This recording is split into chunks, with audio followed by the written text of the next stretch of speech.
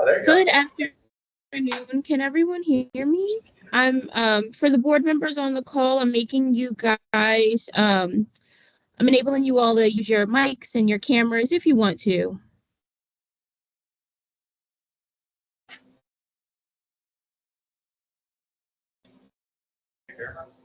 I wonder if it has to be on the actual computer here. Try that. That should be for here. And just a friendly reminder, this meeting is being recorded. And I believe you all agreed to the board. I think the board agreed to upload it to the website, so it will be made available to the public. Just a heads up. Do you mind if I try that? Yeah, try it, bro. No, I can't have access to it.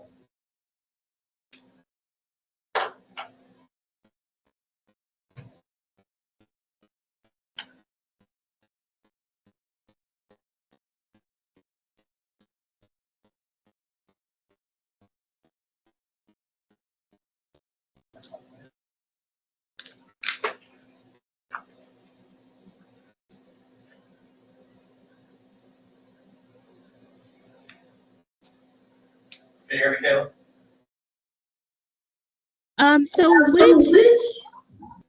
Which user will be presenting so I can spotlight you for everyone? Yep, so John Paul Pfizer will start. All and right. then we'll use that same login for Jarian, and then we'll switch to Rhonda Byrne for the last session. What I'll do, if it's okay, I'll use the room speakers and camera, and I'll use this as the presenter screen. Yeah. So if we can work that out, if you heard JP, so we're going to try and share the screen from him, but he'll speak from the room. For whatever reason, we've had all sorts of issues on our end trying to get this to work today. So we'll give it a shot. Got it. Okay. Well, let me know. John, can you share your screen? Do you have that capability?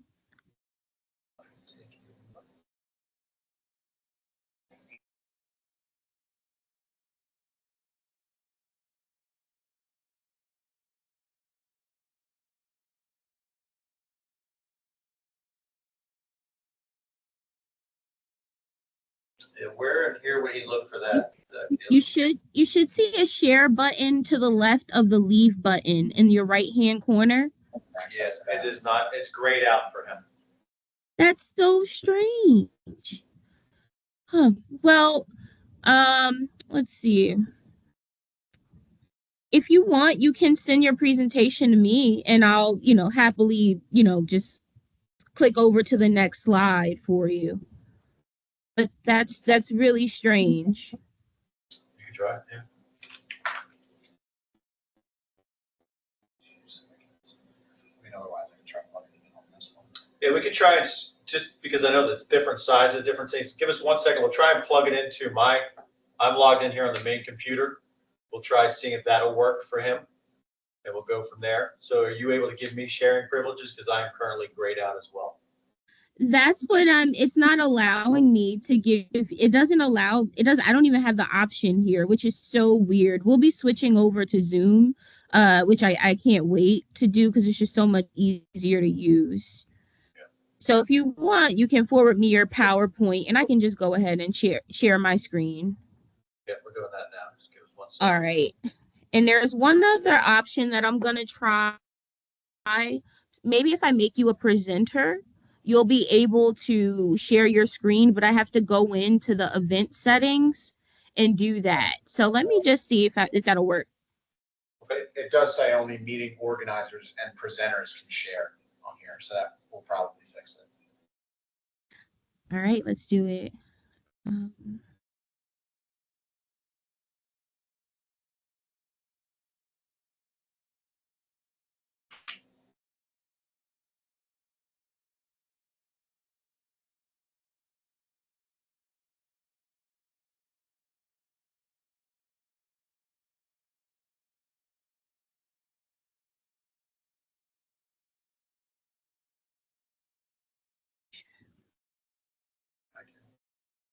Yeah, it looks like I don't have that option here. Maybe because the meeting was already started, I'm not sure. So let's just go ahead and send me your PowerPoint and I can go ahead and advance it for you.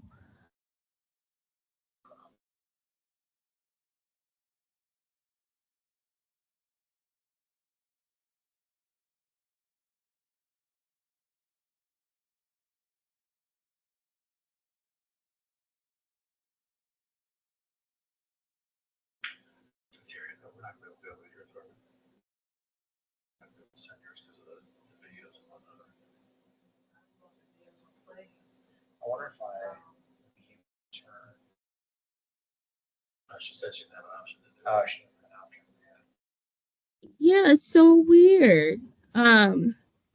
So what we're talking about here is, so Jarian's presentation has a bunch of embedded videos and whatnot, so we're probably not going to be able to email that.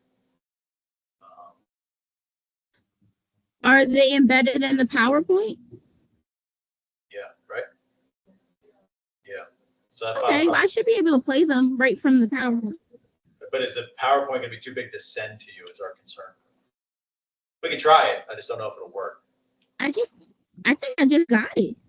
No, that's the first of Are three. there 2 PowerPoints, John? There's going to be 3. Oh, oh, That's a small one. okay. Well, yeah, let's just try. It should be pretty manageable. They're just slides, but. Hey, Kaylin. Hey, I'm sorry, who's this? I'm This is not looking Norwood. at the. Hey, This is Norwood. Norwood. And I was going to make a suggestion. We use Teams all the time. You may not be able to, they may be too big to email, but you can, if they actually can copy and paste the PowerPoint as they would into an email, put it in the chat, you should be able to open it through the chat. Oh, okay. Because you could have huge files in the chat, unlike an email. Thank you, Norwood. I'll give that a shot right now. Thank you. Well, without you, Norwood. And John, I'm just doing a second look through my settings just to make sure there's no way I can make you a presenter right now. I find that hard to believe, but Norwood, do you know if I can make him a presenter? And how I would do that? Usually with Zoom, I could just right click and it says make host. But found it, John. Did you see the ellipses? Those 1, 2, 3 dots? Yes, that's exactly what I went to. Yep. I was like, I know it's on here somewhere. All right, we're good. All right, fired up now. All right. But before we get started with the training, do you all mind if we do introductions? Sure. Alrighty. So can the Police Accountability Board go around and just introduce yourself, maybe a few sentences about what you do outside of the board and your background? And I'm going to start with Norwood. And Norwood, you could just popcorn it to the next person. Okay. My name is Norwood Coleman. I'm a board member, as well as outside of this, I'm a licensed clinical social work supervisor, and my specialty is in administration of social work, clinical social work, as well as trauma treatment. And so nice to meet everybody. Let me pass it on to Rhonda.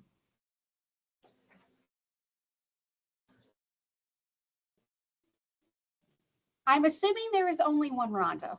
I'm sorry, Rhonda Burns. Sorry. Yes. Hi. So actually, I'm not a member of the board. I am the police accreditation coordinator, and I'll be talking to you later this evening about accreditation and policy.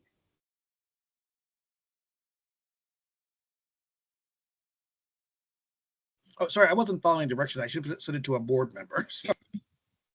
It's fine. Thanks so much, Rhonda. We're gonna send it to Nixon. Sorry. Good evening, Deshaun Nixon. I'm also a board member. Outside of my board responsibilities, I am the Senior Equity Advisor for the Department of Health and Human Services. and also have the pleasure as serving as the board president for the Delaware Center for Justice. So it's a pleasure to be here tonight. Looking forward to this training, and I'll pass it over to Krista. Good afternoon, everyone. My name is Krista Davis. I work for Newcastle County Voltech School District. Within that school district, I am the literacy specialist and equity coordinator. And outside of that, I'm also a doctoral student. And I'm going to send it over to Jenna. Hi, my name is Jenna Delatario. I am the reading specialist in the Brandywine School District at a middle school. And I'm excited to be here tonight. Thank you for accommodating us over Teams. I agree, Teams is a pain in the butt, but you guys all problem solved and we're ready to start. Let's see, I will pass it to Doug. Good evening, everyone. I'm Doug Hamilton. I am a behavior specialist for DSAM. I'm also a board member and outreach coordinator for various different programs. And I'm happy to be here. Let's get the show on the road.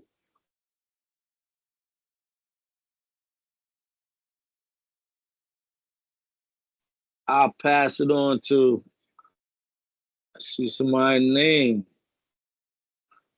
I can't,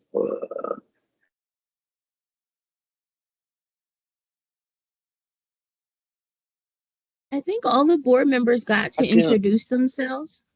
So let's Okay, because I don't see nobody else. yeah, and we met Rhonda. And so now that just leaves, well, I'll introduce myself actually. My name is Kaylin Richards. I'm the executive assistant to the Police Accountability Board. And so I'll pass it to the members of the Newcastle County Police Department to introduce themselves if they're ready. There we go.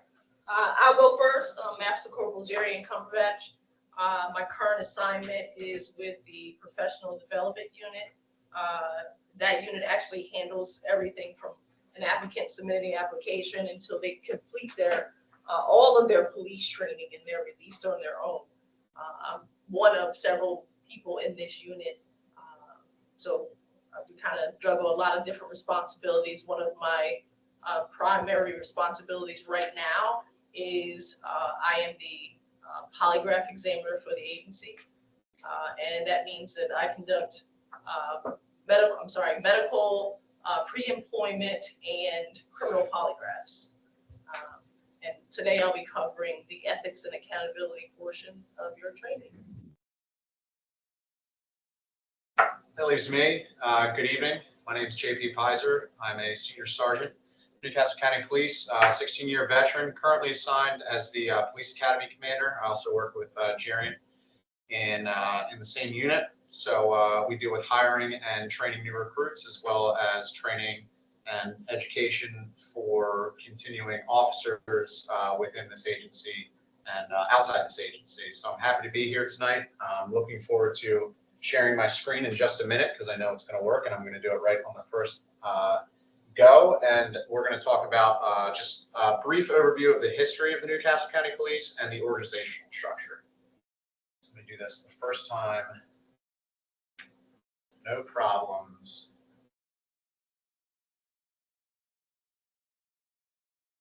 Start the slideshow. Here we go. Well done. Success. Off to a good start. All right, so like I said, we're just going to talk a little bit about the history and organization of Newcastle County Police. A lot of people don't know how far back our roots go in the community and in the state of Delaware, and hopefully we can shine a light on that a little bit for you this evening. So we started in 1911. It was the County Rural Police.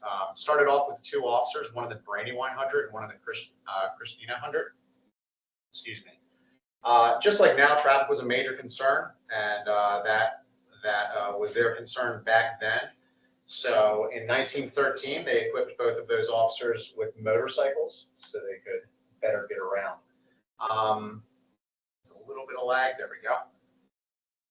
So as you'll see at the bottom, community policing is nothing new to us. We were founded in 1911. In the 1920s, we're doing food drives and really looking at the beginning of community policing, despite the fact that we were more of a highway patrol at the time than anything else. So in 1935, the highway police were abolished, and that was transferred over to the state highway police, later to be the state police, Delaware State Police. And only 5 of the county officers were absorbed. The others were left unemployed, and that was later reestablished as the county police in the 1930s. So from 1937 to the mid-60s, we looked at a pretty large expansion for all the various hundreds in Newcastle County. We became officially named the Newcastle County Police in 1965, and they named a director of police for all the formalized roles. So you'll notice now that we are the Division of Police and the Department of Public Safety. At this point in time, it was just a police department handling that one thing. So at that time, it was overseen by a levy court, which is comprised of justices, and it was changed over to a county council format of government, where everyone got representatives, got a say, and led up to the county executive. William Brophy was appointed as the first police director, and the department's scope expanded to include all law enforcement duties in Newcastle County. So from 67 to about 68, we saw a big build where the membership grew from 22 to 65 officers. New recruits were hired, which included a lot of the previous rural and county highway patrol. So in 1967, we really dug our feet into community policing, and that's where it really began. Started with programs like DARE, and GREAT. GREAT was a program that talked to school students about behavioral issues in schools. We also had other programs that talked about safe driving that they did in schools. Just like now, we have a lot of programs we offer through our community services unit. But the big thing was neighborhood patrols being established to really facilitate non-enforcement contacts, which is what they were looking for, which looks to build trust and ultimately prevent crime also.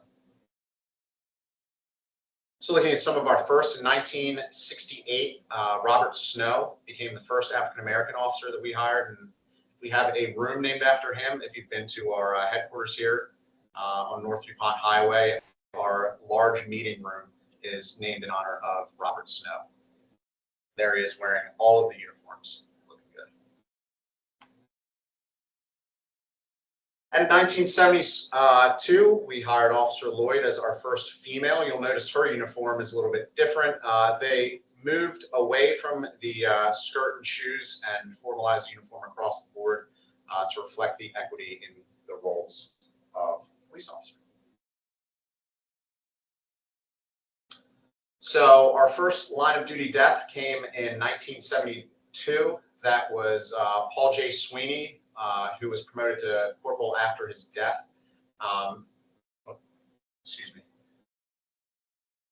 Got in a motor vehicle accident on Concord Pike and later died. That's what our headquarters is named after, the Paul J. Sweeney building. Little interesting tidbit. So 1975, we saw House Bill 252 introduced, and that moved to abolish the Newcastle County Police. This stems from one of our prominent state senators was stopped, ended up driving away from the stop. They engaged in a felony car stop, and he introduced that bill into law. Obviously, that bill did not pass due to opposition from other law enforcement agencies and overwhelming public support. It was defeated, did not pass, and here we are today still. So in the 80s, we looked to diversify and build more specialized units. In 1981, we established the Mounted Patrol. It's one of our more celebrated units that we have. Some pop up, sorry about that. So we established the Mounted Patrol. It's one of our more celebrated units and usually welcomed in the community as everybody wants to pet the horse. 1985, we have our explosive ordnance disposal team introduced, and in 1986, you'll see our first canine right there, nice bloodhound tracking canine riding in the back of one of our police cars. So some more units that we've established in the 90s. We started the domestic violence unit. It was initially staffed with 2 detectives. That's now our special investigations unit, which is much more than 2 detectives staffed, and they're very busy. Crisis negotiation team, you see about a dozen people there. It's quite more than that now, to assist our crisis management group on any scenes and dealing with safe resolution of critical incidents. And we looked to bring them in as specialty experts focused on very specific type of cases. So in the late 80s and early 90s, we looked at some more innovative thinking. In 1988, Rhonda's going to touch on this a little bit more, but we became one of the few accredited police agencies by CALEA in the country. Program like SLAM and Project Lifesaver were introduced. Project Lifesaver, we'll look at some of the technology, but it's a program where at-risk people or elderly people can wear a small wristwatch. So if they leave their house, they're very easily found. I've personally seen it work wonderful on Alzheimer's patients and things like that. It's really great. And then in 1991, we were recognized for a nationally innovative, now more expected type of policing called community policing. You can see on the bottom, there's our Dare Hound Dog. We were also recognized by Law and Order magazine, as you can see there, in 1991 as one of the best designed vehicles in the country. And then all the way on the right, you can see one of our first community patrol unit substations.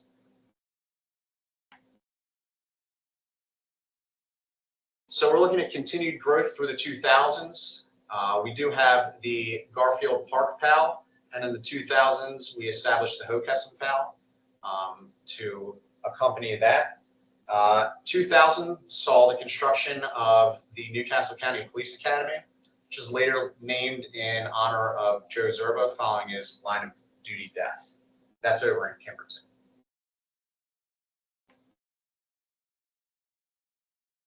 And in 2011, we had our first felonious death on duty. Joe Zerba, if you're unaware, responded to some vehicle break-ins in Penn Acres.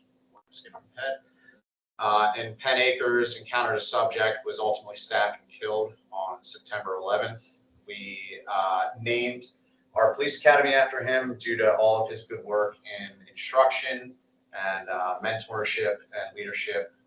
He was a sergeant at the time of his death, but was promoted to lieutenant after. So in 2013, we published a book. It was our 100-year anniversary. Published a book on all the history of Newcastle County Police. If you're walking around Walgreens and see the little turnstiles, why I'm skipping ahead so much? What's going on here, friends? You see the little turnstiles? That's one of the books on there. Pick it up, take a look. You can see me on the Academy graduation page, fresh-faced, shaved head for my Academy graduation on there. If you take a look through. An interesting read.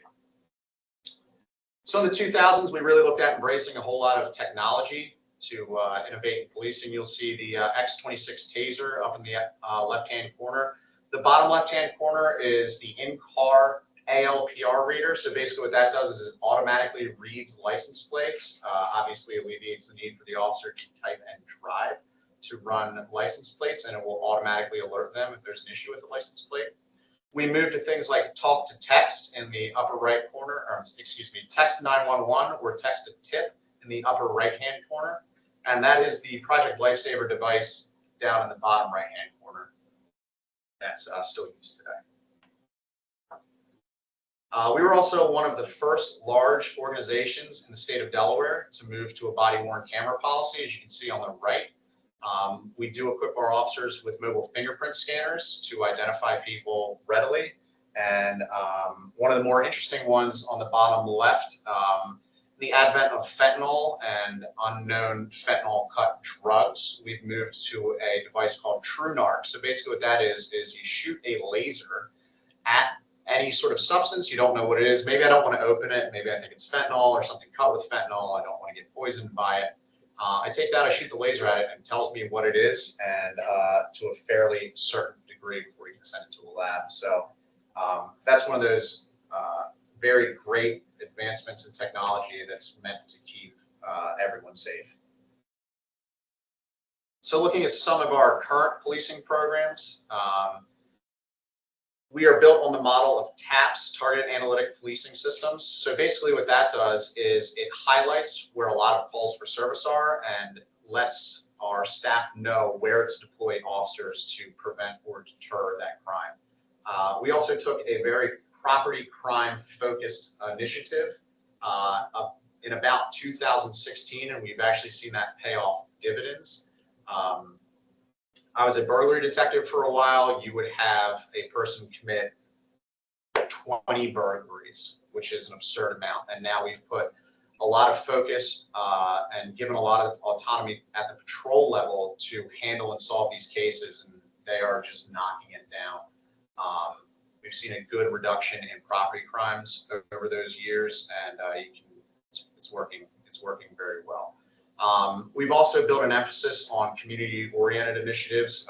If you're familiar with Hero Help, with addiction assistance, and the behavioral health unit, in sum total, we'll deal with people in mental health crisis or repeat calls and try to facilitate them rather than just send police to them. They're paired with counselors and healthcare professionals to really provide full-scale service to people in crisis or people dealing with addiction.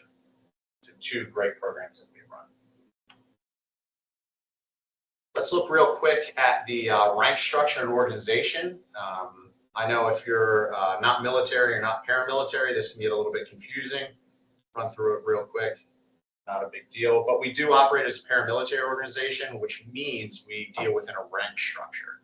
So I have a rank, Jarian has a rank, the captain is obviously a captain, and here's how they go. So looking at the non-commissioned side,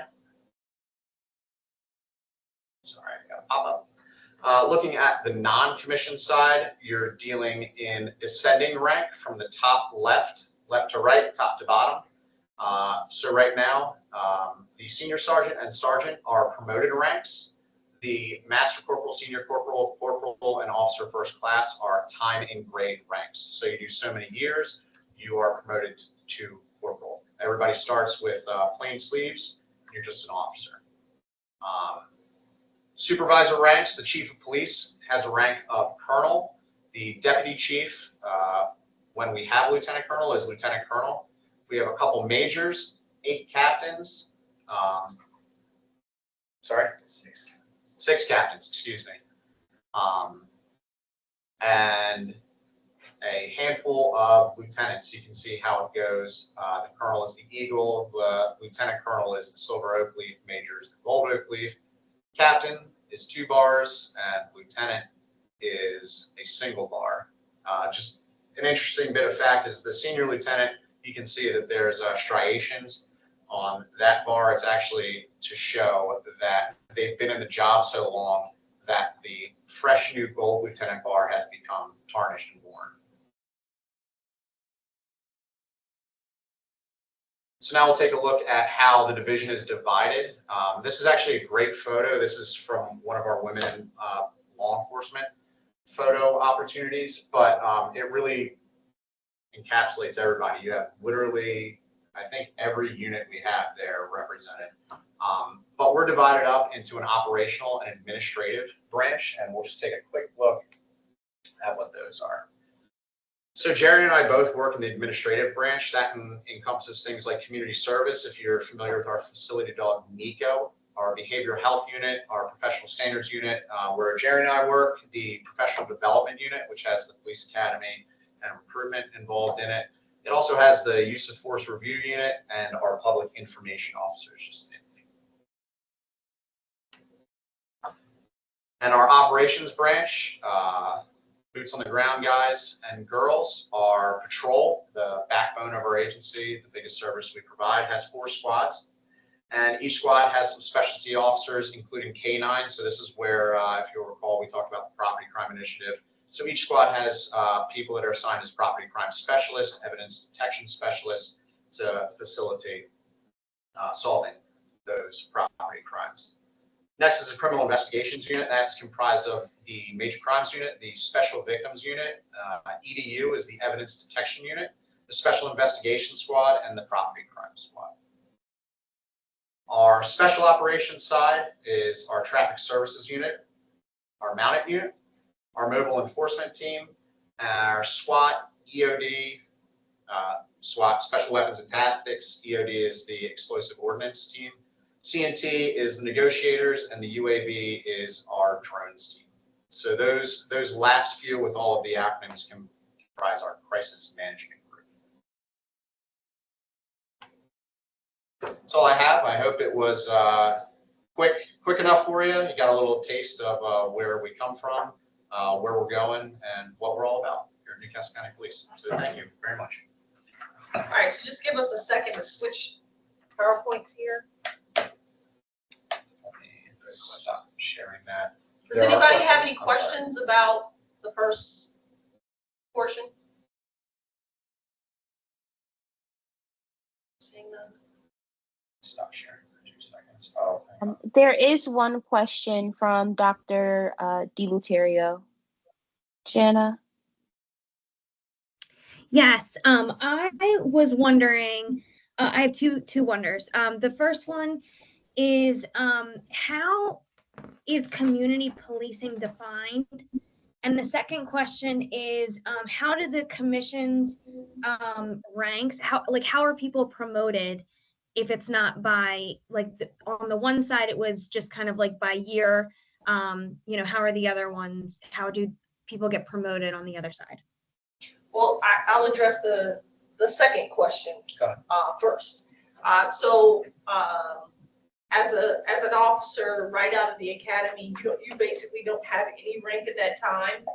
And you start receiving your rank at the first 3 years. You go from an officer to an officer first class. You'll stay at an officer first class until you reach a corporal. And I believe it's 10 years now to reach corporal. And then there's senior corporal and then master corporal. The master corporal is the top that you can achieve without testing for something. So time and merit will get you from a regular officer all the way until a master corporal. At 5 years, however, you are able to test for the position of sergeant. Oh, I'm sorry. And to basically what that testing looks like is you submit basically like a resume to say, hey, I want to be put in the running to take a written test for this. So the first step is a written test. It's typically done every February. After the written test, then there's an oral board interview, and you interview and you get ranked based on seniority, your written score, and your oral interview score. There is a list that's generated, and everybody from position 1 to position 5 basically are eligible to be selected. They're only looking at the top 5 from that group. Same goes for lieutenant. I believe you have to be a sergeant for 3 years before you can also test for lieutenant. And the testing process is very similar. There's a written test as well as a oral board interview. And of course, the next above that is captain, but there is no written test associated with captain or major. Those steps are just oral board interviews for those steps. So it's not really based on it must be based on day-to-day work, but I guess communicating that through oral. Well, I can only speak on. So that obviously comes into play a little bit in regards to the work product you put out over the years, and that comes out in the oral board process. So your oral board will look at some sort of verbal resume, There will be questions about, future issues and futures of policing or, technology. You'll be provided scenario-based questions that you have to respond to in regards to like a crisis response. For example, when I went through it, one of my many testings, it was a DUI car crash where an innocent child was killed and the community was, going after the individual, and you had to coordinate all the response to that. So the oral board is usually 4 to 5 questions that kind of really test the mettle of the officer to see if they can operate as a first line supervisor. And then, for example, as you go up higher and higher, you then start to look at, okay, I'm not looking as a first line supervisor now, but now I'm looking as a middle manager or a senior manager. And that's your responses for that. The written exam is 100-something questions based on a couple thousand pages of documents that include all of our policies and procedures, Newcastle County rules, work rules, the collective bargaining agreement, and actually the title, the Delaware state law. So it's a couple hours exam, and then you get a couple weeks off, and then you come back in for the oral board portion that gets you through another selection process, and then how you score on both of those exams are tabulated, and then ultimately that ranks you. And now what we've had done here in the last couple of years is you do have to come in and sit down and speak to the chief for a chief's interview before you're actually ultimately selected off of that list for promotion. And we only promote when we have availability. So we run that process every single year. Every February starts the written exam. And then that list or eligibility list is produced in May, and it's good for 1 year. So we've had many years over my 18-year career where staffing was an issue or budgets were an issue where we didn't promote anybody off the list, and you got to go through the whole process again the following year. And you have some years where when I first promoted a sergeant, I think I promoted 14 people that year, which was kind of unheard of. So does that answer a little more about that? Yeah, thank you. And then how is community policing defined?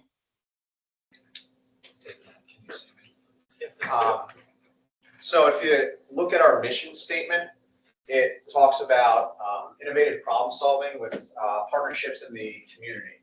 So at its bare bones, that's what we're looking at. But really, community policing is building partnerships in the community. Through those partnerships, knowing what the community wants and then facilitating that with the community. So I look at something as simple as, right, can you bring the horses to our grade school that day? That's community policing, as much as establishing the behavioral health unit is community policing, as much as Hero Help was community policing. Hero Help is a response to the heroin epidemic that occurred in 2018-ish, right? We're seeing a lot of heroin deaths. The community is reaching out saying, we need something to be done. We partner with the community to build these programs to facilitate people not just getting arrested for heroin, but having roads to recovery. So community policing at its bare bones, when we talk about it in the academy, is getting out of your car and making contact with people, being a face that the community knows and is willing to talk to. It's as simple as saying, hello, how are you? Talking to neighborhood members, right? And it goes all the way up to establishing new units, new programs, and initiatives to better serve the community.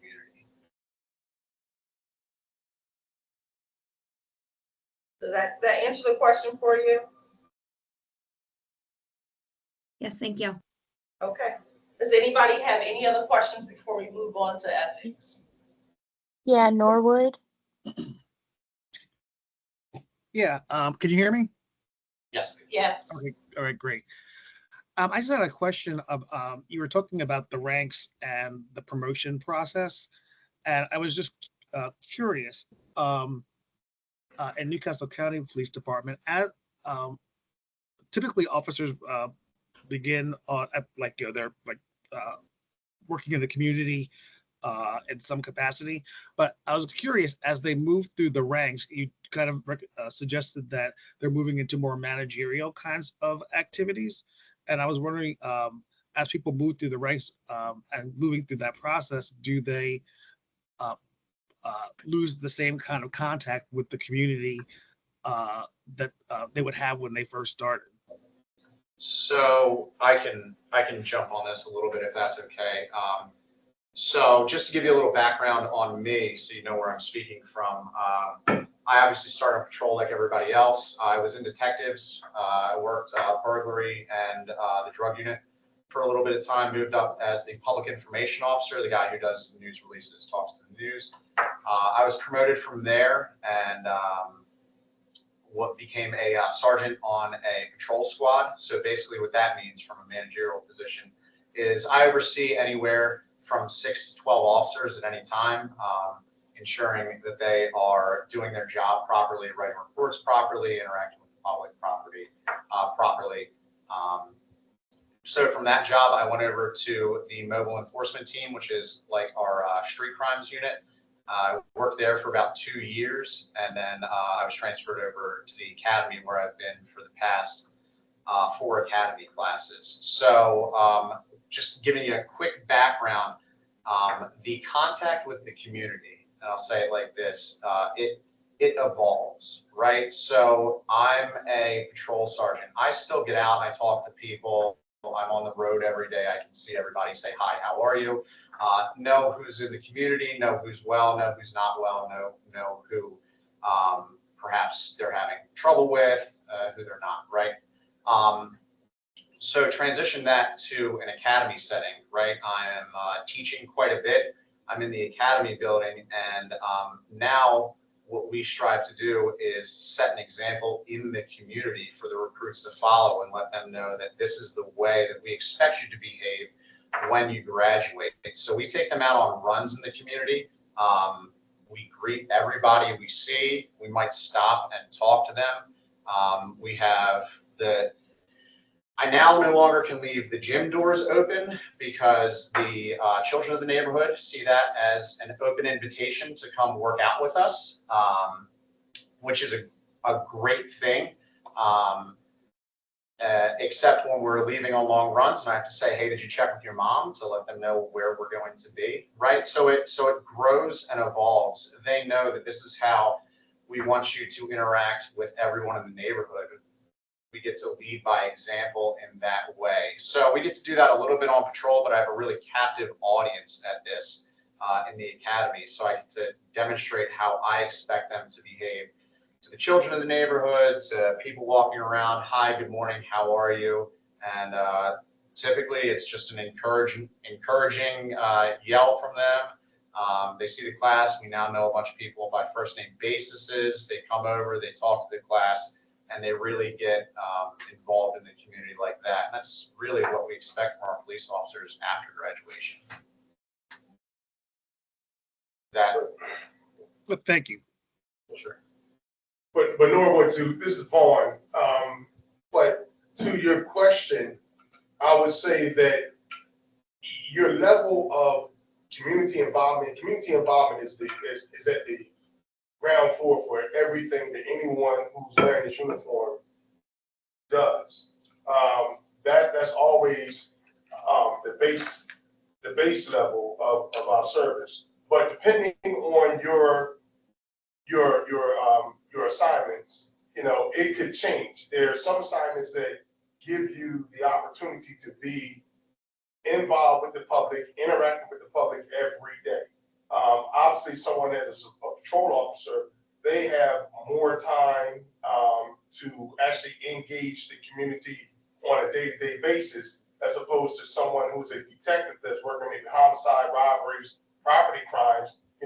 Their engagement with the public isn't as much because of their work assignment. So they're spending a lot of times where they engage with the public. It's not necessarily for community engagement. It's because there was some type of issue. Which at the end of the day, if you're working to solve burglaries and property crimes and shootings and things of that nature in the community, you're still doing community policing, but it's not the the day-to-day interactions that you would see from like our patrol officers, our mounted patrol officers, the community services unit, and some of the other units that we have, where they're out there more so on a daily basis doing that, having that kind of interaction.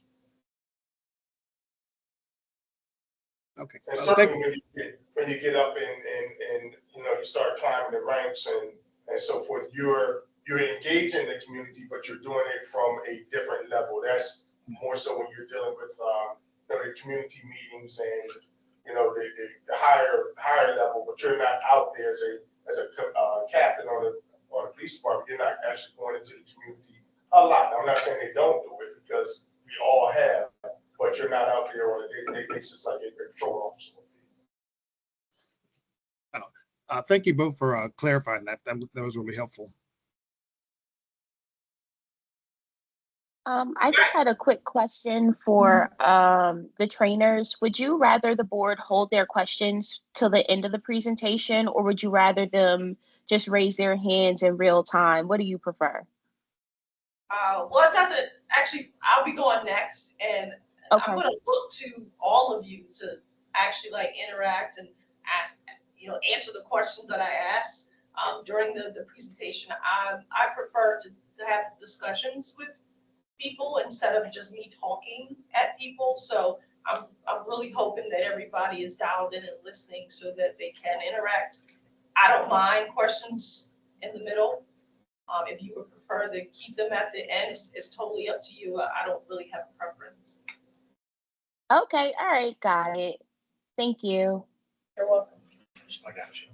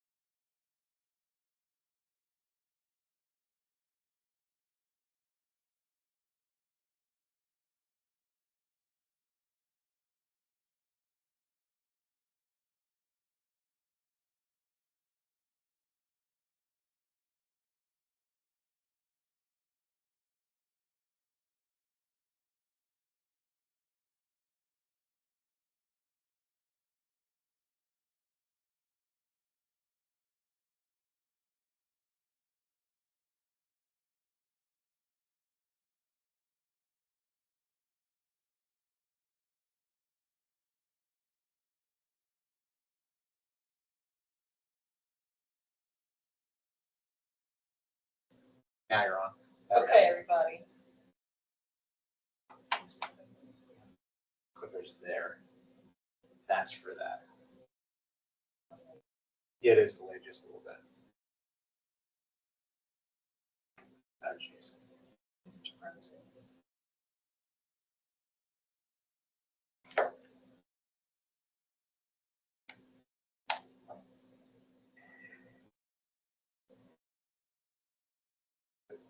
Okay, there you go. All right, we good? Back, we're hot. We're good. All right, can everybody hear me okay? Yes, no? Yeah, I can hear you. Yep. Okay. Yep. All right, so the goals for this evening are to define ethics and talk about ethical behavior in law enforcement and give some examples, right? I'm going to give some not so great examples so that we can really hone on what ethics really means and what it's about. We're also going to discuss law enforcement and our role of authority, and we'll discuss some ways to develop and maintain a healthy ethical practice. All right, can somebody one person, one volunteer of the group to tell me, what does ethics mean to you? And I'm not looking for the Webster's dictionary version, but just what you think ethics means to you.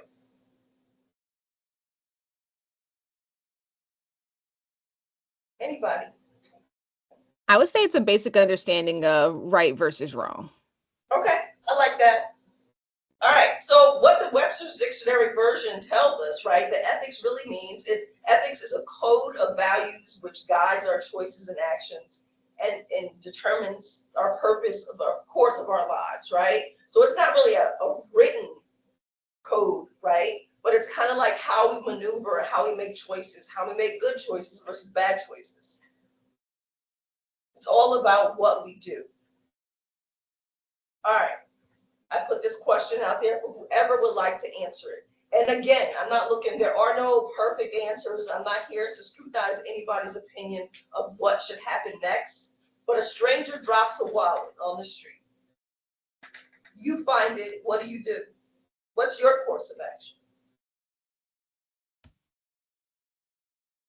Well, if they're still within earshot, I would call out to them. Okay, let's just say for the sake of this discussion, they're gone. They dropped their wallet. You didn't see who dropped it. You find it though. What do you do next? I'll pick Open it it up. Sorry. Okay, you pick it up and do what with I'll pick it up and look at the ID on it, it? and then probably get an address or a phone number, and I'll put it in the mailbox. Okay. That's one good thing you could do. There's some people that might find this wallet, pocket the money in it, throw the rest away. There's some people who might look at the ID, look up this person on social media, find the person, deliver it to them. Somebody else might call the police, drop it off, and let the police take care of finding the person. Some people might use the credit cards in the wallet. So there's a wide range of what some people might do, right? It's the good versus the bad. Let's take a look at the next one. You're running late for work. The speed limit is 55 miles per hour. But if you drive 85 to 90, you can make it on time. What do you do? Speed. There's a good risk and a bad risk. Nah, I'm not gonna do 85 though. I'm gonna do 65. I'm going to tell you right now, this is Norwood. I'm going to tell you, it is not the most exciting thing for me to go to work. So I'm going to not risk getting a ticket to run to something I don't want to really do all the time. Right. There's a lot of different things, right? So you have to consider if you're going to take the risk of driving 90 miles per hour to work, it's a much bigger risk other than yourself, right? So yes, you could get pulled over and get delayed even further and get a speeding ticket. But you also could run into somebody and kill somebody on your way to work. So you have to think about so many other things other than, I'm running late for work. You have to think about all things. But sometimes people don't think past themselves. They don't think past what I need in this moment. Let's look at the next thing. A stranger offers to sell you a new home generator for half of the retail price. What do you do?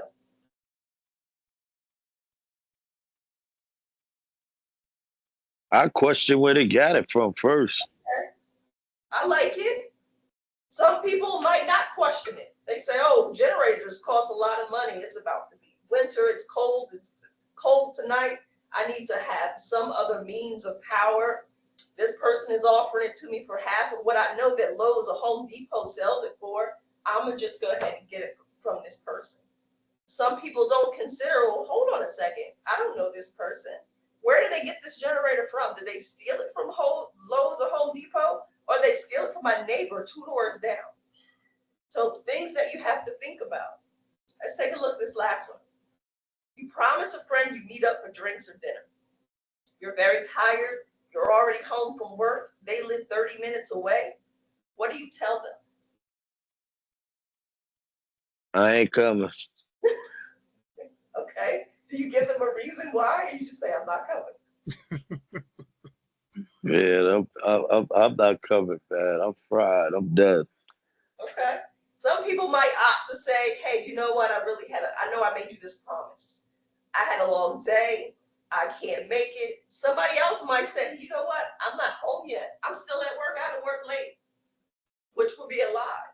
So you have to, all of us have these choices that we have to make about what our decisions are going to be, right? So all of our reactions to these different things may have been different. Some of the options I've offered you may have been something that you say, you know what? I never really thought about it that way. And you may be asking yourself, how can I be better at making choices? Well, it starts with a situation like tonight. You have training, discussions about ethical decisions. You might exercise more to keep yourself in good mental shape. And some of you say, why do I need to stay in good mental shape? Because if you're tired, you don't have a good diet, you're run down. You might take the easier, lazier route and make decisions that really are not good moral decisions. Maybe it's based on some of your past experiences, right? Maybe you've made some unethical, really poor decisions in the past that really you had to suffer some consequences from. And you've learned from that. You say to yourself, I'll never do that again. Or maybe it's just from regular, everyday practice of consciously trying to make better decisions. Maybe it's time for you to start holding yourself accountable for the decisions that you have made and not pointing the finger at everybody else in the room saying it's somebody else's fault for the decisions that you've made.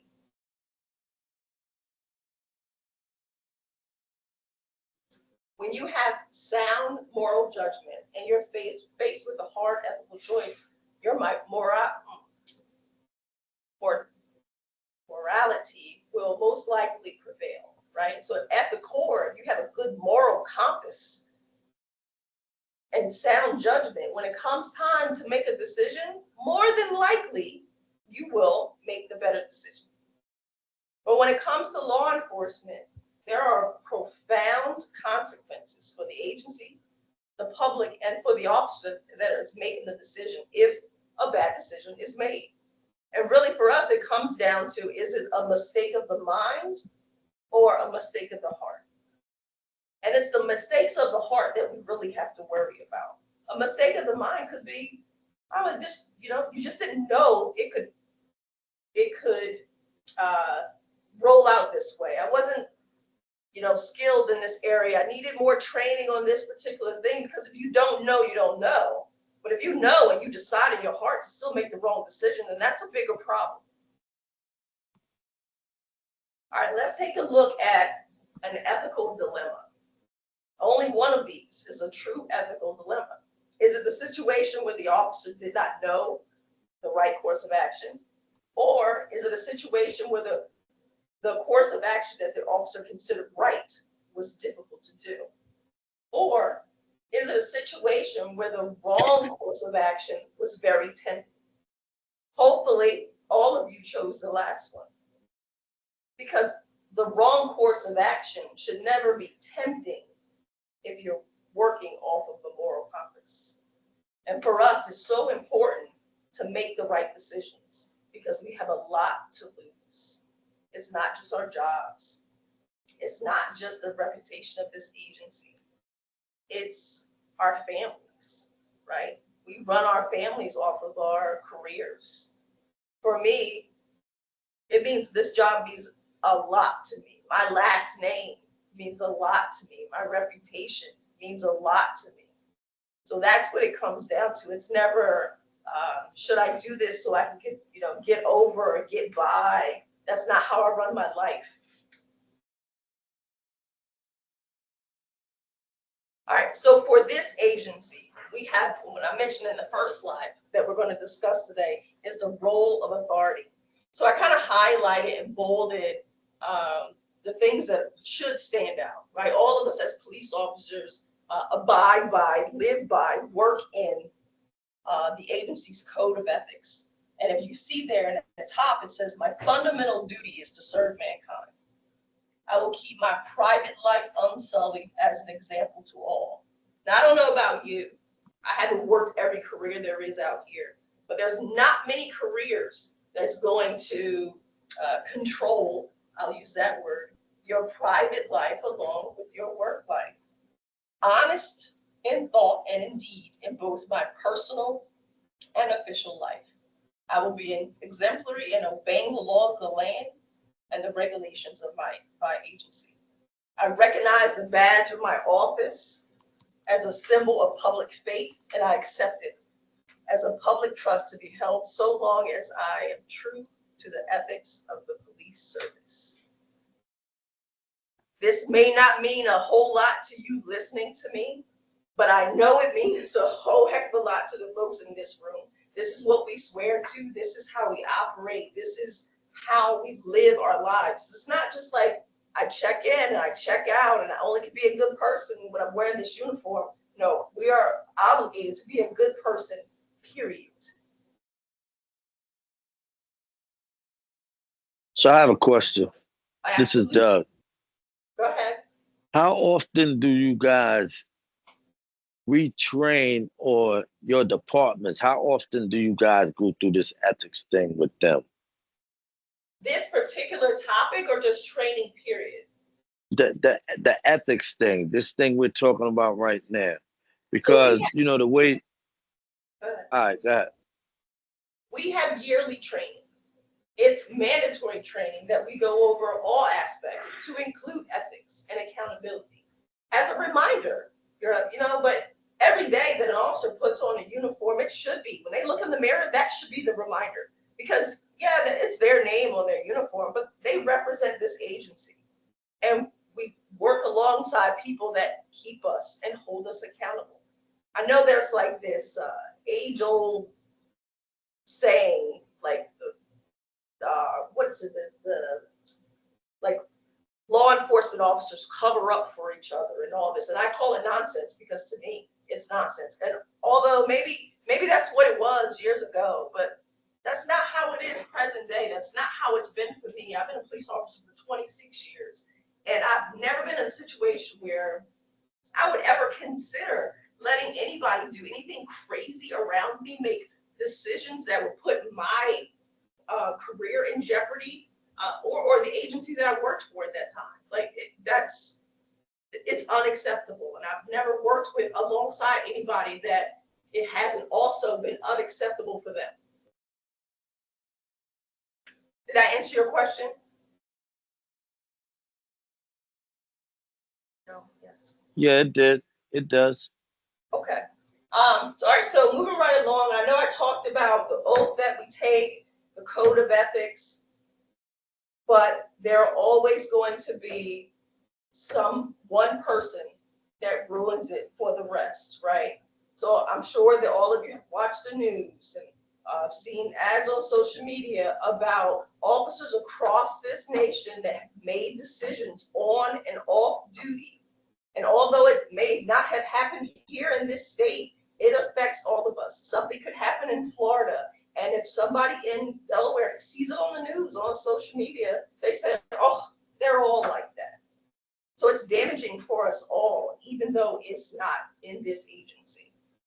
I have a few examples for us to go through so you can see what I'm talking about. Hold on. Should be playing of it.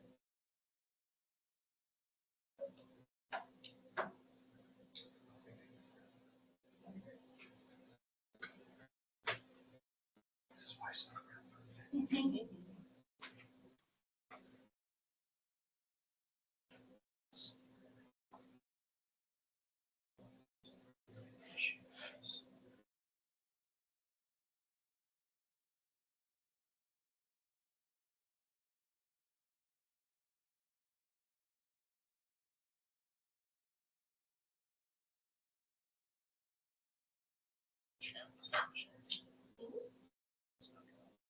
You may have to share the sound in the more section.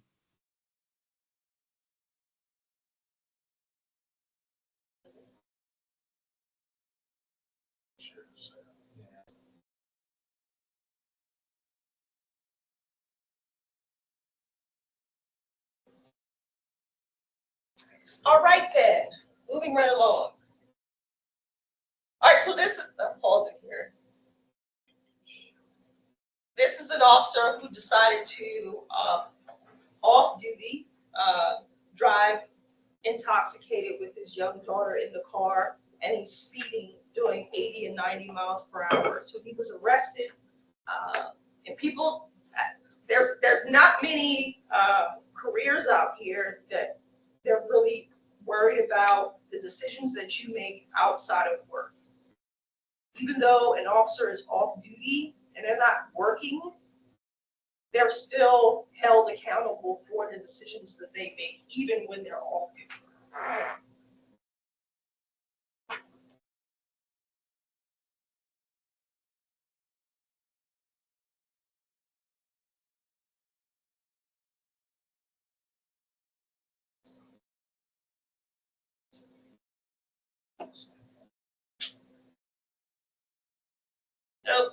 This example is another example of an officer who was charged with 12 felony counts of fraud tied to an off-duty job.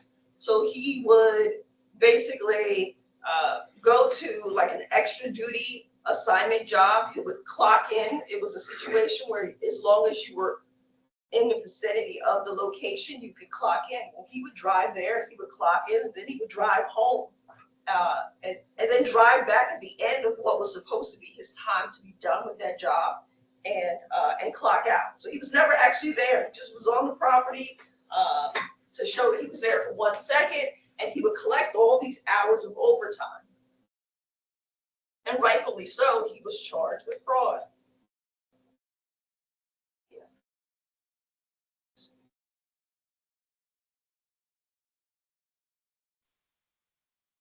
Was charged on 12 felony counts of fraud.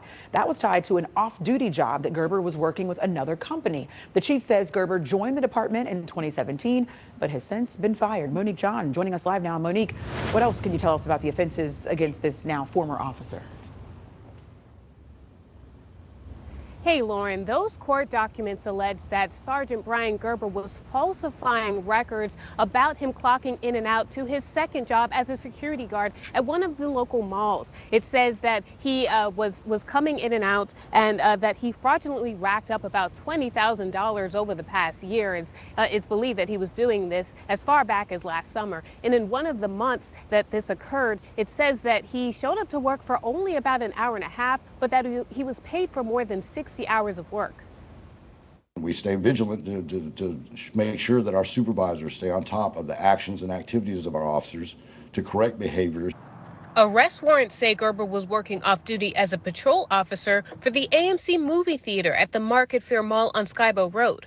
The court documents say investigators believe Gerber would clock into his mall job through the police department's off-duty work system, clocking in from the mall's parking lot or off-site at the Cross Creek police station.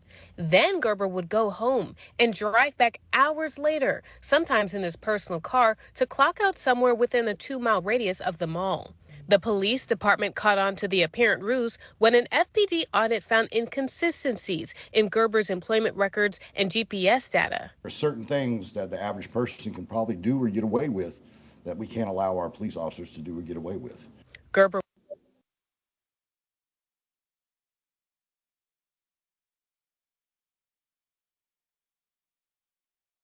Police promotion exam tossed out, and a Dallas police major is being investigated for possibly rigging the test. Dan Haggerty live from police headquarters tonight with how officers are reacting to this news. Can't imagine it's good. Yeah, it's a tough one for them. Every officer who tested to become a sergeant, Doug, will have to now retake a major portion of that test, and it could affect their seniority at the department. More than 150 Dallas officers tested to become sergeants in November. About 250 others took exams to be senior corporals and lieutenants. You have hundreds of officers who have studied for months. And Michael Mata with the Police Association had to break the news that most of them would have to retake that exam. They felt that the test was compromised. This as Internal Affairs investigates Dallas Major LaToya Porter, seen here being promoted from lieutenant in 2016. She helped shape the sergeant's exam while also running a private side business, charging those same cops to prepare for the test, calling its legitimacy into question. The investigation has stalled pay raises, and retaking the exam could impact seniority. If you promote 100 people to sergeant, there's a big difference between being number 1 on that list and being number 100 on that list when it comes to days off, shift work, holidays. We're told at this point it could be another 90 days before retest, and until that happens, all promotions for nearly 400 officers will stay on hold. Police promotion. Trivia question. What's quicker than ordering takeout and less painful than the dentist? The answer. Breaking new updates related to that video getting a lot of attention online right now. We showed this to you at 5 o'clock. It seems to show a uniformed Prince George's County police officer embracing and kissing a woman and then getting into the back seat of a department SUV with her. Well, less than 2 hours ago, WUSA 9 learned that officer has been suspended. I'm Leslie Foster. I'm Lorenzo Hall. This video, of course, is sparking a serious discussion about that officer's conduct. Our Rafael Sanchez-Cruz has been closely following this developing story all day today. He joins us live tonight in Oxon Hill with some brand new reporting. And Rafa, what else are you learning about this officer in question here?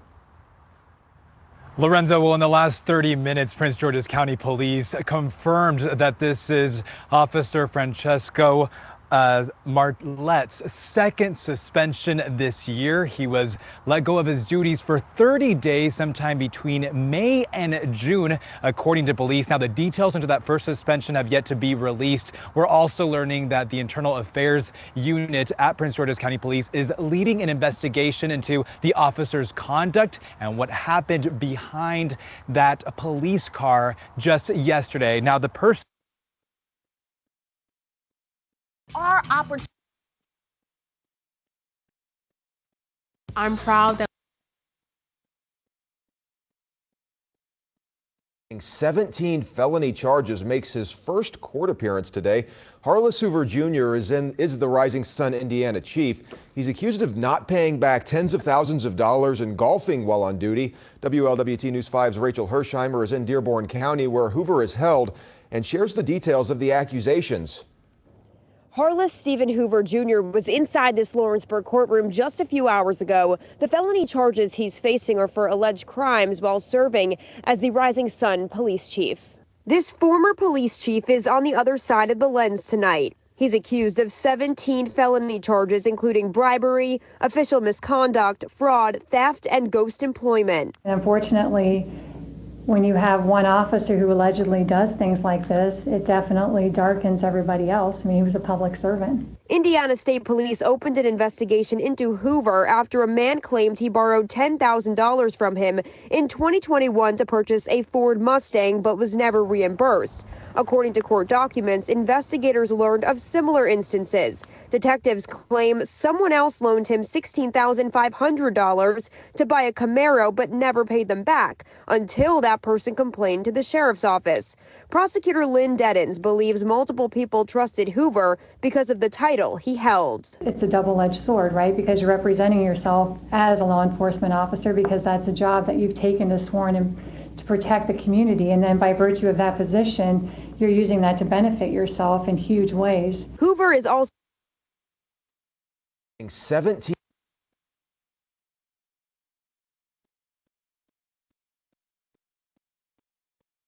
So as you can see, when the public, they see videos like this, they watch social media and see postings like this, right? It forces the community to kind of give law enforcement the side eye, right? Very difficult to be able to trust us if you think that everybody, all of us are all the same.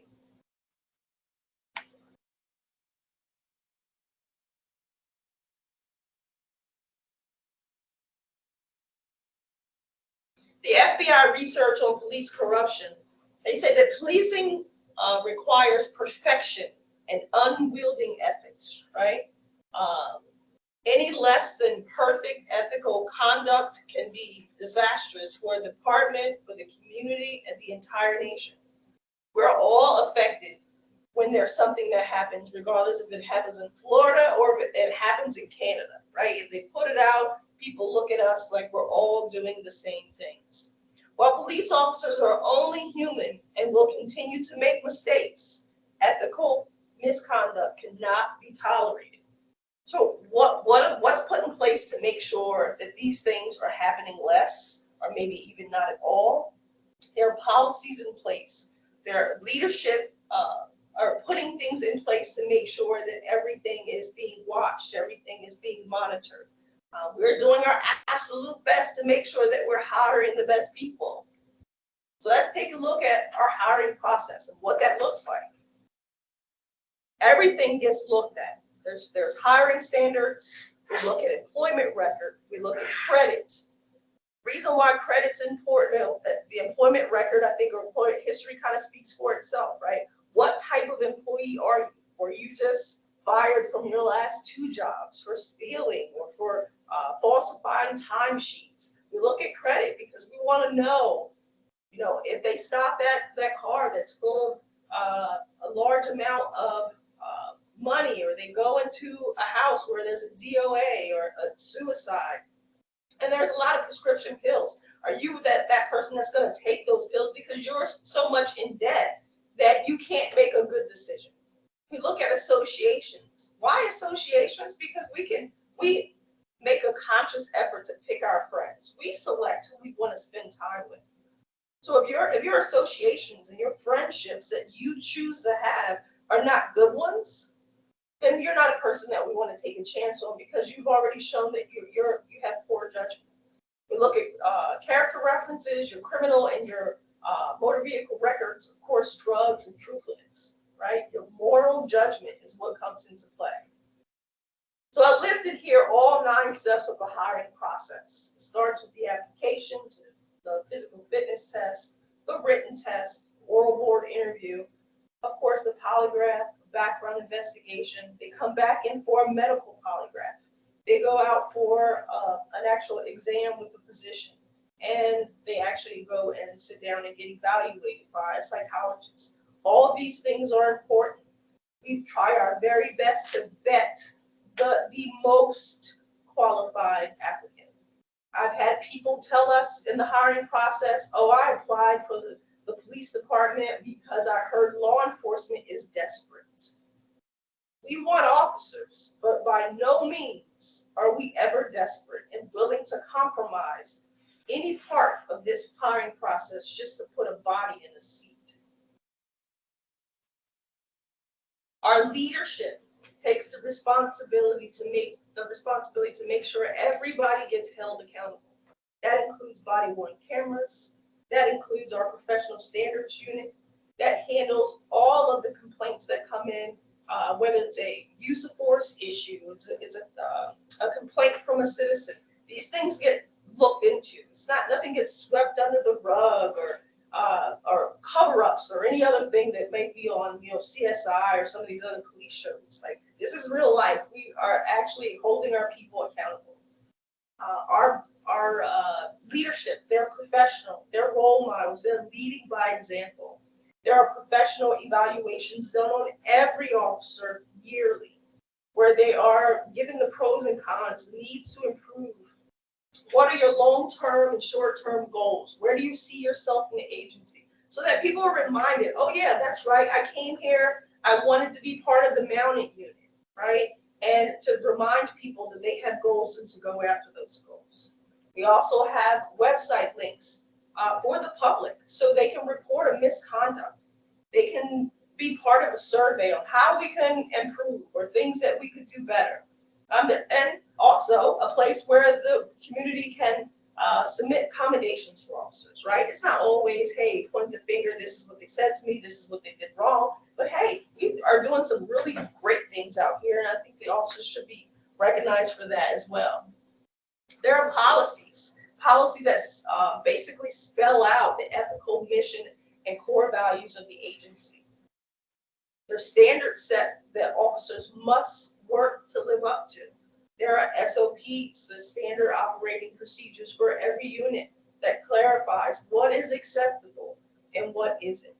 These are things that are in place to make sure that we are holding ourselves accountable. The Newcastle County fundamental policy is to foster and build upon a problem-solving police culture with the goal of improving the quality of life for citizens of Newcastle County through professionalism, efficiency, outreach, and prevention. But we can't do any of these things if there is no trust. And the trust comes from knowing that we are holding ourselves accountable and that we are living with ethics and morals. We wear a lot of hats as police officers. People call us for everything. They want us to help them parent their kids. They want us to help be the go-between for domestics. They want us to do all of the things. And they want us to do these things because they trust in us and feel like that we can do that for them. So what helps us, and could help you in whatever your line of work is, whatever moment that you have in your life and you're trying to figure out if this is an ethical choice or not. Some things that can help you, some strategies that can help you is that you can ask yourself, are there any bells ringing, any warning buzzers going off in your mind? that you should consider before you make this choice or this action. Does it violate any laws, any written codes? And finally, will the decision that I make, will it stand under the light of day? Will it survive the spotlight of the public? These are things that we have to think about. I mean, maybe you yourself don't really have to consider the public, but I think you should consider, how does this make me look? How will my family feel about this? How will my kids feel about this decision? And finally, be the kind of leader that you would want to follow, right? That's all I have. This is on this saying right here. This little quote is actually on my wall. The right thing and the hard thing are usually the same thing, and this is true through life. That is just not like a law enforcement way of thinking. Usually, the hard decisions are the right decisions. Does anybody have any questions about anything that I covered? Not at this time. Okay.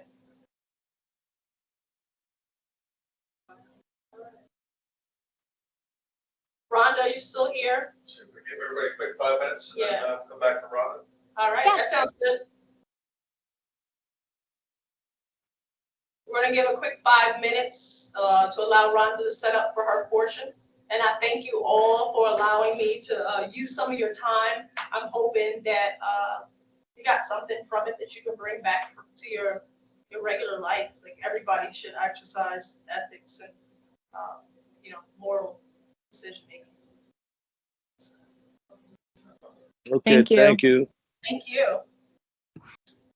Kaylin, can you make Rhonda the presenter next? She's in a different location.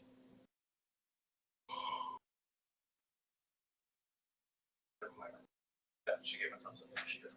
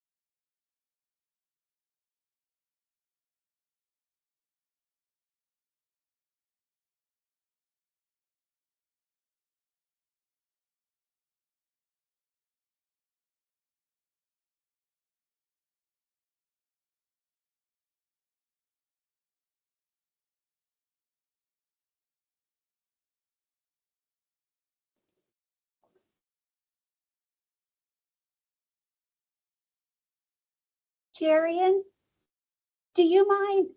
You can see my screen, right?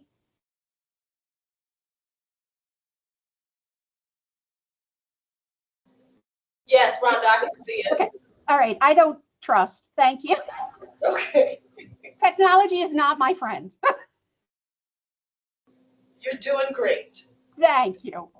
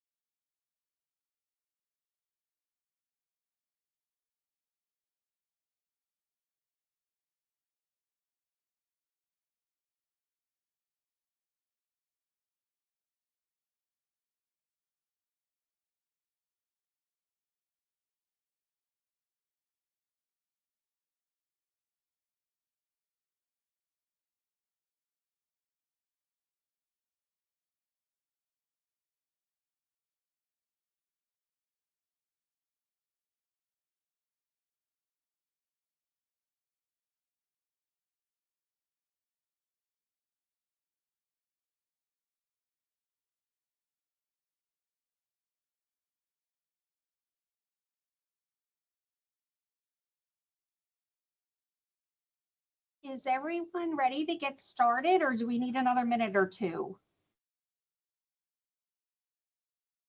Thank you, Captain Falk. All right. I'm ready. Ready. Should we ask the question, is there anyone who isn't ready? Is there anyone who isn't here? Well then, Caitlin, is it okay if I get started?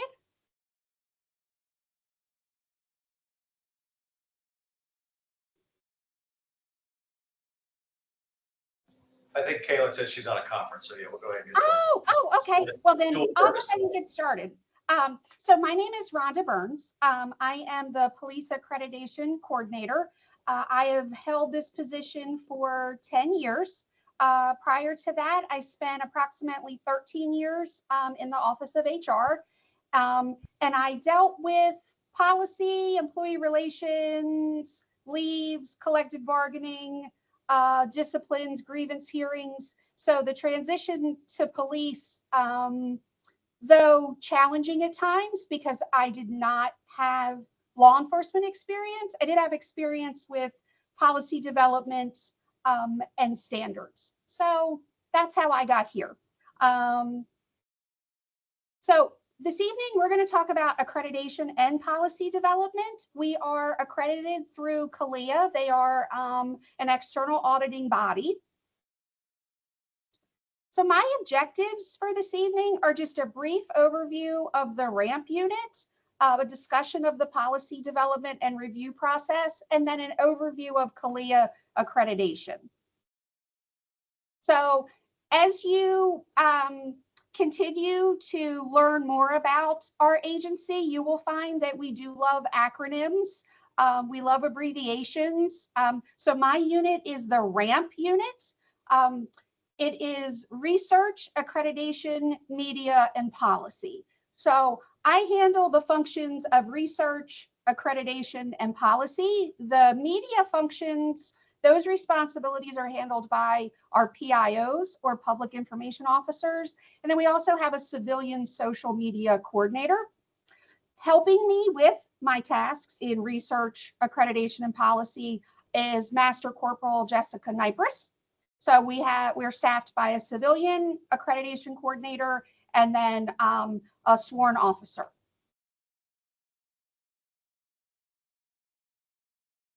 So currently there are 216 directives, appendices, and internal operating procedures. They apply to both sworn and civilian personnel. Everyone is required to acknowledge all of our policies when they're revised or created. We use a system called Power DMS. So they are electronically available 24/7 to all of our personnel. They receive an email in their inbox whenever there are any revisions. They click on their inbox, they are directed to the document, and then they electronically acknowledge or sign the receipt of receiving those revisions. Now, a majority, I'd say majority is probably the right word, of our policies are also available on the public webpage. So let's see if I can. There we go. So this is our police department webpage, if you aren't familiar. And here in the popular links, you will find commending an officer, like Jarian spoke of, submitting a tip. You can also report police misconduct here as well. And we also have the CALEA accreditation page here for your review.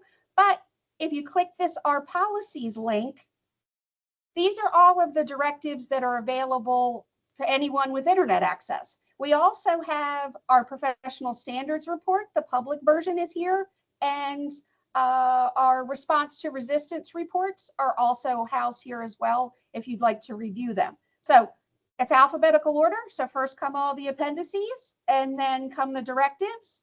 And then we have an organizational chart here too for you. So if you click here,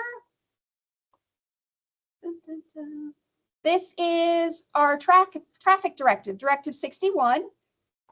And there's 48 pages.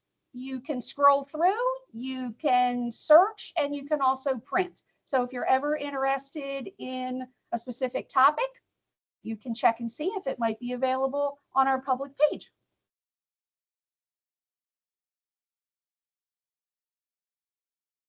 So what are directives and appendices? When we talk about policy development, we really are talking about directives and appendices here at the county. That's what we call them. You may find at other agencies they use different terms, but really they're the guidelines for administrative and operational duties. So our directives cover everything that our agency is responsible for.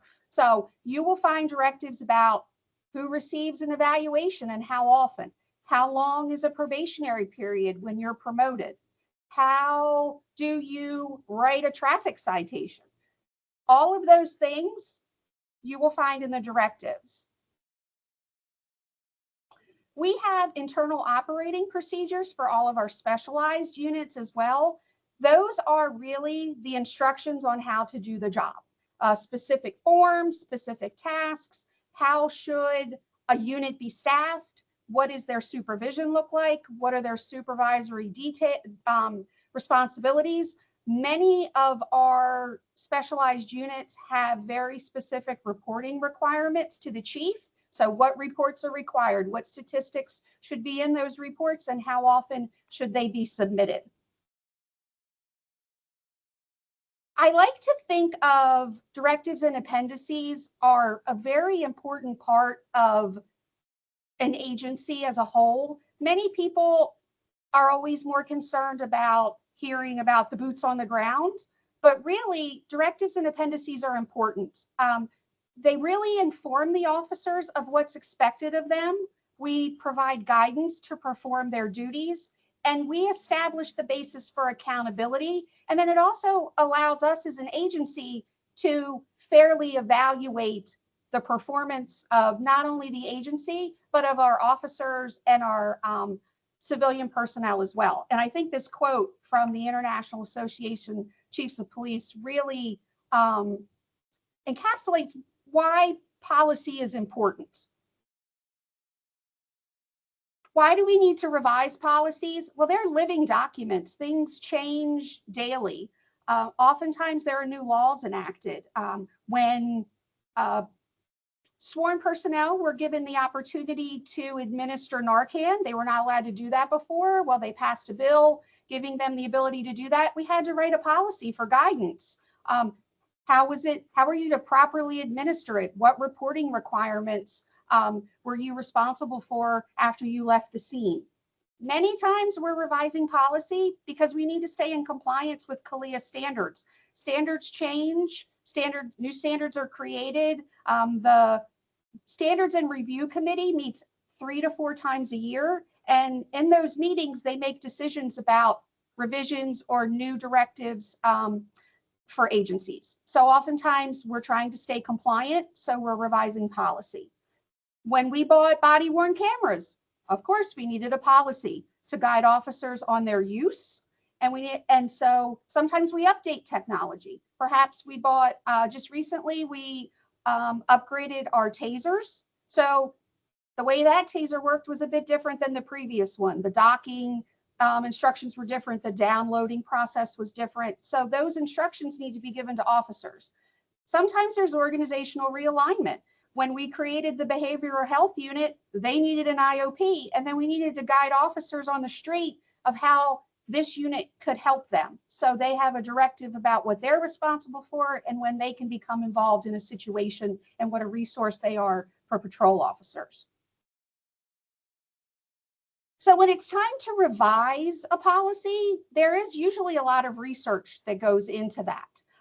Often we discuss our plan with subject matter experts. We may talk to the use of force review unit before we revise the use of force policy or the reporting policy with the purchase of new software. We may talk to criminal investigations. Perhaps they now have bought a new piece of equipment. Well, who better knows how that equipment works than to actually speak to the experts? Often we'll consult with other county departments. We speak to risk management about return to work and modified duty policies. We speak to the Office of Law about, especially when we were writing our body-worn camera policy, they were a partner in that. Sometimes we'll speak with the Department of Land Use when disorderly premise statutes were passed. They were a valuable resource for us on how we could partner with them to effectively use that legislation. Oftentimes we'll look at the best practices from other agencies. The IACP, the International Association of Chiefs of Police, they keep a wonderful policy website and a library that many agencies throughout the country upload to. And then we have our CALEA packs. So those are other, oh yes, Brian. Oh, just when you finish the best practice from other agencies, I was just going to throw something in. Oh, sure. So we often speak to other CALEA agencies throughout the country. How are they staying compliant with the standard? Oftentimes we're asked to provide our policies to other agencies so they could see our best practice. So it's really a partnership to develop new policy or revise it. So just a thing to throw on there. So, and it doesn't always have to be law enforcement specific. For example, I was not involved in the policy. I was a much younger individual in the organization at the time. But when we first purchased our first drone, yes, or a UAV, we went to one of the most prominent, I would argue, personal attorneys, privacy attorneys in the state of Delaware, Mr. Newberger, and he was consulted on the policy. So as an agency, we've always been pretty progressive in regards to not having it be just best practices from law enforcement or internal, but we have no issues reaching out externally as well. Just want to make sure. Yeah, so I've also sat in with attorneys from the AG's office, and we've discussed policy as well. So yes, it can be external or internal. That is true. So we are CALEA accredited. I'm not aware of many other law enforcement accrediting bodies other than CALEA, but we follow the CALEA standards. So what is CALEA? So it's the Commission on Accreditation for Law Enforcement Agencies. It was created in 1979 as a credentialing authority through the joint efforts of law enforcement's major executive associations. So we have NOBLE, IACP, and the National Sheriff's Association. So they got together and said, we really need one voice for excellence. And that's what CALEA is. So the purpose of CALEA accreditation is to improve the delivery of public safety services. And we primarily do that in these four categories. We maintain a body of standards. So the standards are developed by public safety practitioners. The commissioners of CALEA come from all different walks of professional life.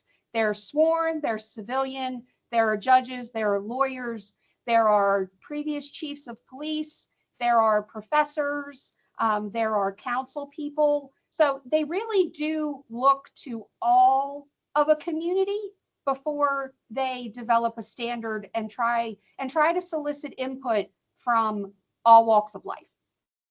They cover a wide range of public safety initiatives. So they cover promotions, fair employment practices, use of force. It's really everything that we're involved in every day. They establish and administer the accreditation process, and then they're responsible, of course, through that accreditation process of recognizing professional excellence. So what are the goals of CALEA accreditation really? So we try to strengthen crime prevention and control capabilities. We formalize those essential management procedures. We establish fair and non-discriminatory personnel practices. We improve service delivery. We solidify interagency cooperation, and then we increase community and staff confidence in the agency. When you look at the CALEA standards and our policies, you can break them up into 9 essential law enforcement areas. We have our roles, responsibilities, and relationships. We have our organization, management, and administration. We have our personnel structure, operational support, operations, the personnel process, traffic operations, detainee and court-related activities, and auxiliary and technical services. So when I speak about compliance to standards, what does that really mean? What does that look like in the day-to-day, how I spend my time in my office?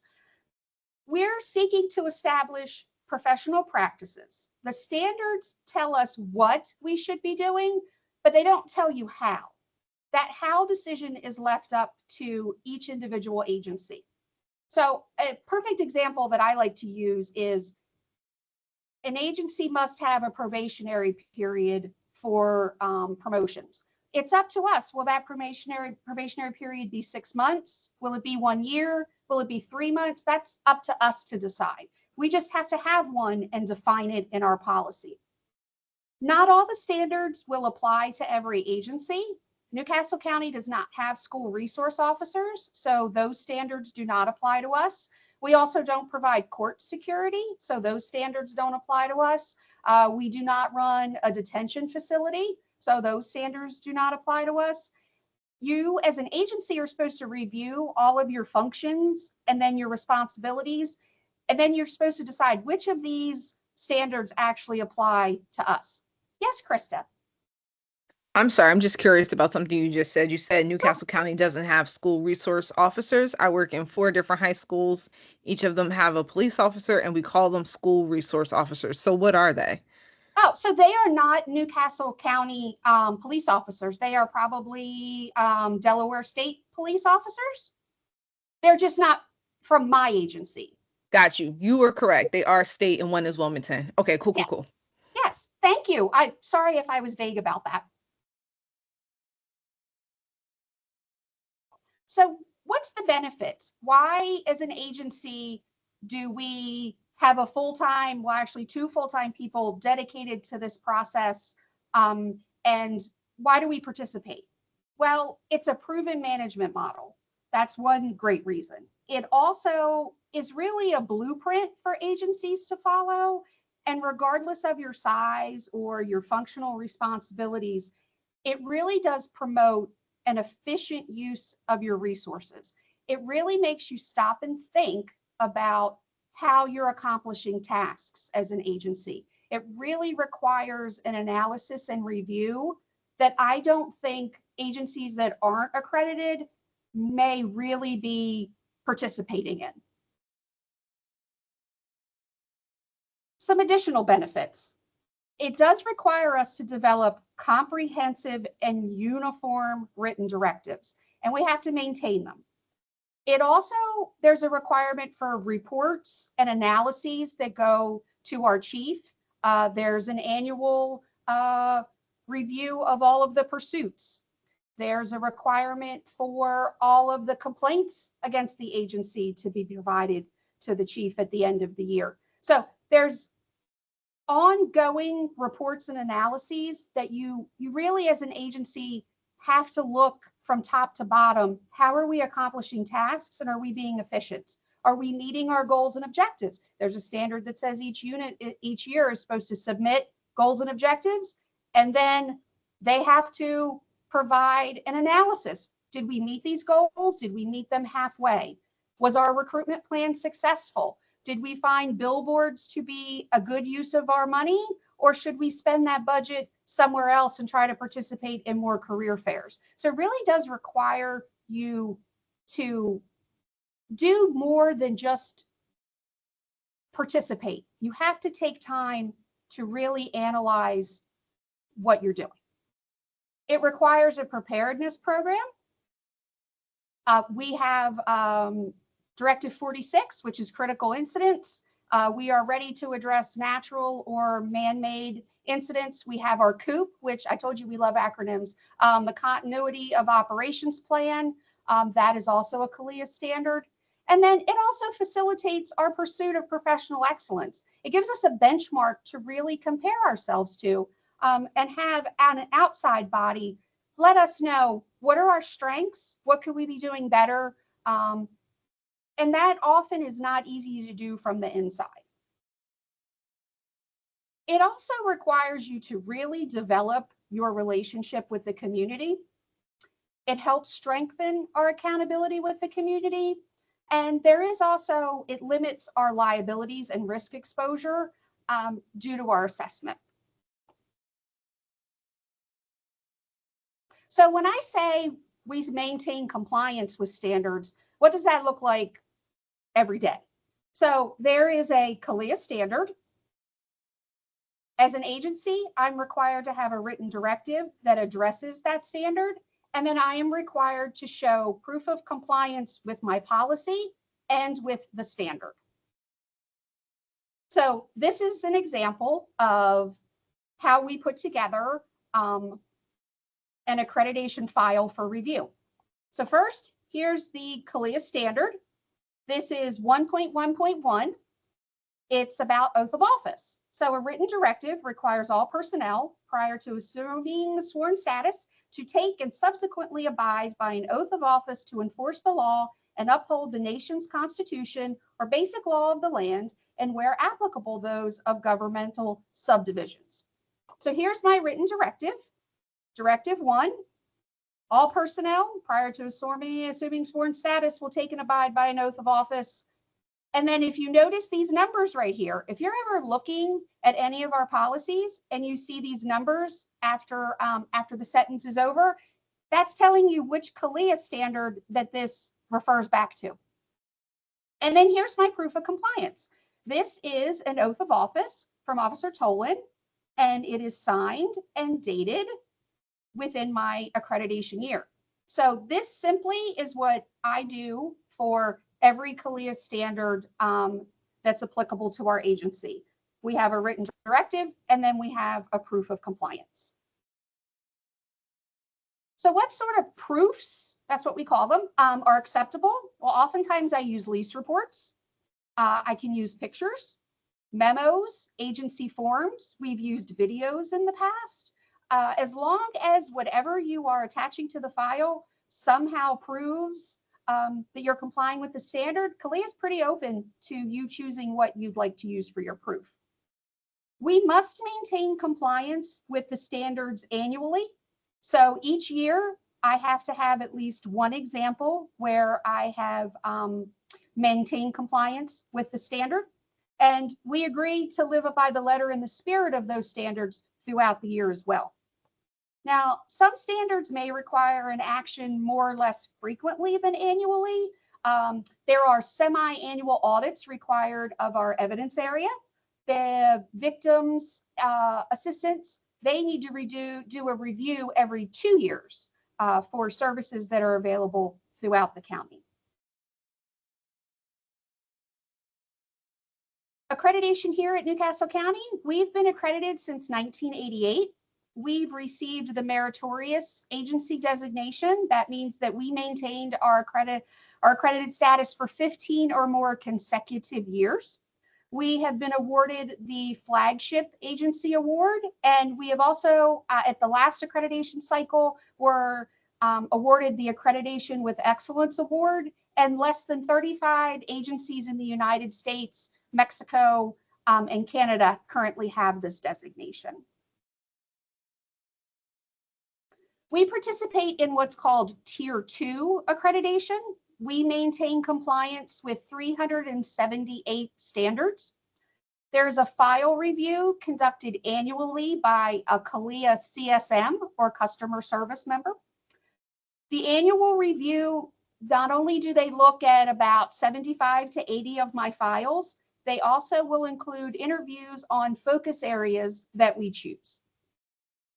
We also have to submit an annual report to CALEA with all of our statistics for the previous year, hiring statistics, calls for service, arrests, citations written. And then each year, so every 4 years, we have an on-site assessment where CALEA sends 1 to 2 of their assessors, and they will spend 4 days or so with our agency. Those on-site visits are conducted every 4 years, and we just had our last on-site in August of 2024. So in November, we will travel to Jacksonville, Florida, and we will sit before the commission, and they will vote on whether or not to continue our accredited status. So that's all I have. Does anybody have any questions? Yeah, this is Norwood. I had a couple of questions. I think some of you may have answered. But one of the questions I had, and this is a hypothetical, hopefully it will never happen, but in the case that you don't meet compliance with, with the standards, sure. I imagine that CALEA would work with you to develop a plan. Sure. So basically, there are 2 paths you can take. One, if it's something that is easily fixable, I will give you a really good example. Roadblocks and ramming. Back in 2000, during our file review, they felt that we didn't make the distinction and defined them well enough to know, so officers would know what the difference between ramming and pinch maneuvers and roadblocks were. So within 2 days, we were able to update our policy, have it reviewed and signed by the chief. And then our CALEA representative reviewed that updated policy language, and he was pleased with it. And then he put the file in compliance. Now, had it been a different scenario, like we didn't do a report we were supposed to do, I can't go back in time and do a semi-annual audit if I missed it. Like, I have no chance to fix that, right? So in a situation like that, they will mark the file not in compliance, and they will look at it again the next year to make sure that whatever corrective action you agreed on, that you actually went through and completed. Oh, thank you. That's helpful. And then I had another question, and it related to that. In the case that you didn't meet compliance and CALEA ended your accreditation, or you were not reaccredited, what does that? How does that impact the functioning status, et cetera, of the organization, of the agency? Well, yes. And usually CALEA doesn't, it's not an all for one. So usually if you have enough issues they're concerned, they will put you on, they will give you a conditional compliance, or they may put you on probation and you will have another on-site in a year. And then they'll tell you, if you don't fix these things, then we're not going to maintain your accreditation. If we lost our accreditation status, the biggest impact I think that it would have to the agency is there are many grants that we apply to that require that you are accredited. And then we would lose the opportunity to have those funds available to us. That would be a huge impact to us. Thank you. That gives a little bit more shape in my understanding of how the relationship works. I did want to make a real quick comment. This is for Kaylin, actually, because someone just texted me. Doug got kicked out of the meeting, and he's trying to get back in. Sorry, he just sent me a text. So I'm not sure if I'm going to get that to Kaylin, but thank you. Sure. And I mean, I've been told, our liability insurance rate is lower or better than other agencies. There are some like minor administrative impacts, but really I think that's probably one of the greatest ones. I remember there's some JAG funds that require that you're in compliance with some certain standards. I know that our grants administrator oftentimes will say, I need a sentence or two because the auditor from our grant is concerned we haven't addressed, sub-grantees. If any of you work in schools, you probably know, we get the money, but then it's a pass-through grant, and then, there's auditing. So oftentimes it's things like that. Like if we weren't in compliance, we wouldn't be able to pass the money through to other agencies. Thanks very much for that. That was really helpful. Oh, I think I have one more question. Sure. I think you may have answered it, but maybe I didn't understand. The reaccreditation cycle for CALEA, you said is it 4 years, or because I know you mentioned a site visit, but I wasn't sure. Yes. So technically, the cycle is 4 years, but they are reviewing our files every year. They usually review 75 to 80. And then when the on-site is done, they don't usually look at files unless we've had an issue. They're actually here to observe our officers in action. They will do ride-alongs. They will go down into evidence and supply and walk through and ask them to track a piece of evidence for them. So they're really here to look at policy in action. They will conduct quite a number of interviews with the community and with other employees. They'll walk through recom to make sure that all of our communication standards are being met. So the policy part and the file part gets reviewed annually, but that 4th year, when they're here to make sure that we are actually actually doing what we say we do in policy. And then those 4 years make up the report that goes to the commission. Thank you. Sure.